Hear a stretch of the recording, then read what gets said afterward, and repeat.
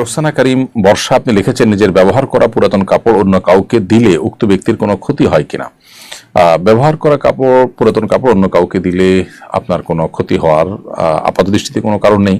তবে একটা বিষয় আছে, সেটা হলো যে ব্ল্যাক ম্যাজিক করার ক্ষেত্রে অনেক সময় মানুষের ব্যবহৃত কাপড় বা শরীরের চুলের অংশ এগুলো অনেক সময় ব্যবহার করা হয়। অতএব আপনি কোনো গরিব মানুষকে দিয়ে দিলেন, তিনি পড়লেন, তার জন্য পড়াতে কোনো অসুবিধা নেই। কিন্তু যদি এমন হয় যে কেউ এটা দিয়ে ব্ল্যাক ম্যাজিকের কাজে, সেহেরের কাজে যদি ব্যবহার করতে পারে, সে আশঙ্কা থাকে, তাহলে সেটা অ্যাভয়েড করা দরকার। সেটা আপনার নিজের সেফটির জন্য, যদি এরকম ব্যক্তি হয় যাকে নিয়ে আপনার সন্দেহ হয়।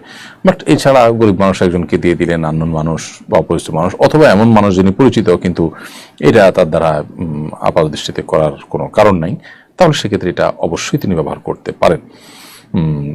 যিনি ব্যবহার করবেন তার কোনো ক্ষতি কোনো অবস্থাতে হওয়ার কোনো কারণ নেই। কাপড়ের মধ্যে কোনো লাভ ক্ষতির কিছু নেই। যদি মনে করে কেউ এরকম যে আরেকজনের ব্যবহৃত কাপড় পরলে তার অসুবিধা হবে বা ক্ষতি হবে, তাহলে সেটি এক ধরনের শিরকপূর্ণ বিশ্বাস।